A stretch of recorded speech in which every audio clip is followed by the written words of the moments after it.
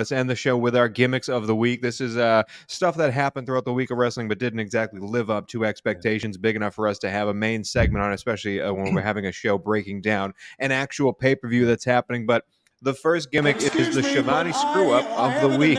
Here. I hope we're not using the sound clip that we used last time. But what happened for the Shivani screw-up of the week, Bob?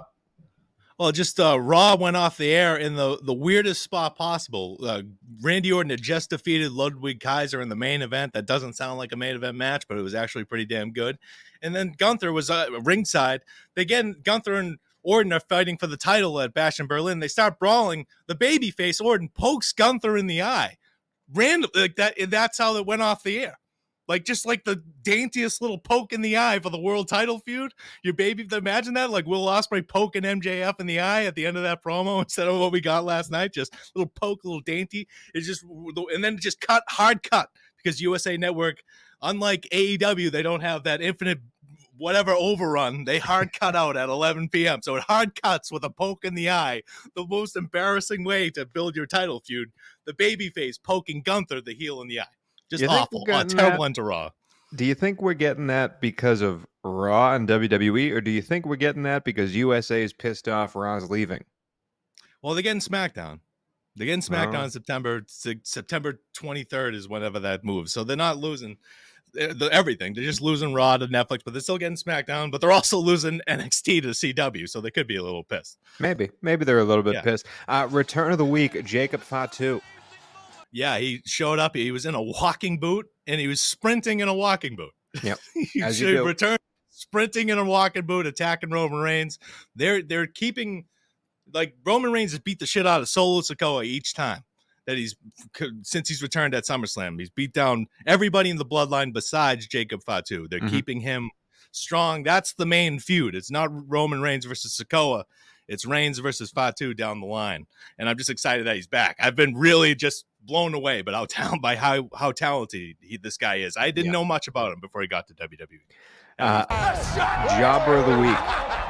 And this one's a surprise to Bob. He doesn't know about it, but we did talk about it already. Listen, Evil Uno coming into our picture and saying, hey, I can't wait to be a part of the Casino Battle Royale, and then taking a chair shot to the back and just dying. Listen, that's Jobber of the week material. A-plus job, enough. Evil Uno. Fantastic move. Every wrestling show needs a couple of jobbers, and Evil Uno is at the top of that list. I thought that was fantastic, Bob. Yeah, I agree with you. I mentioned it earlier. I audibly laughed out loud. Like, just by myself watching the show. I was laughing. I was like, that was fucking fun.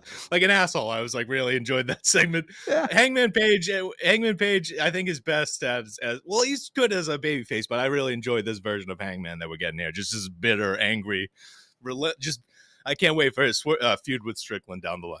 I agree with you. And last gimmick is the promo of the week. And Bob, who's that going to this week? It was Gunther. You never would think that, but Gunther, unscripted lines. The crowd was chanting USA at him. He's just like, what the? You just immediately cut him off. What do you only have 3 brain cells? And his ridiculous accent, it just sounded so. He sounds like a Bond villain, and he's just calling them Florida rednecks. He's just a perfect villain. He can say like 8 words right, and the rest of them are kind of jumbled and weird. He's just great. I love this promo for Gunther because he wasn't like stiff in the ring. He was able to adapt. He was like, here in the USA Network, his response didn't really make any sense to the crowd, but they all booed, so it worked. But I just love that he was in it. He was just reacting to everything around him, not just memorizing the script and just hammering through his lines. He paused and felt the crowd and went with it. And I just thought that was a good thing because he's the world heavyweight champion. You need to be able to do that. Yeah. No, I agree with you there. And that is it for our show this week, the All-In Breakdown, the gimmicks of the week, what's going on in the Judgment Day. Next week, however, we will be breaking down the Bash at Berlin. But before we get there, we have to end the show with the headlines of the week. This is when we tell you what the wrestling world's going to be talking about at this point next week. Bob does WWE, I do AEW. Bob, you'll go first. Oh, great. Braun Breaker is the Intercontinental Champion. There was a tournament announced. We could have done a tournament of the week gimmick, but my headline is just going to be Ilya Dragunov needs to be in this tournament and should be Braun Breaker's first opponent. He was the former NXT champion, called up, had this big match. I remember with we was in the King of the Ring. We were talking about. I said everybody needs to calm down. This is a headline segment. I was going going on to say for 20 minutes. this is longer than a headline. This Yeah. is much long. I was going to let you go until you finish and then say it. I can't do this fucking segment. The headline is this is a long ass headline. Ilya Dragunov is going to win the Intercontinental Championship tournament. There's my headline. We'll get into that next week. Thank you. That's what we need. The show's over. You finally figured out what the headline segment is. The headline for AEW next week. The headline for AEW is MJF and Will Ospreay get a 7-star rating from Dave Meltzer. That's my headline. I cannot wait to see that match.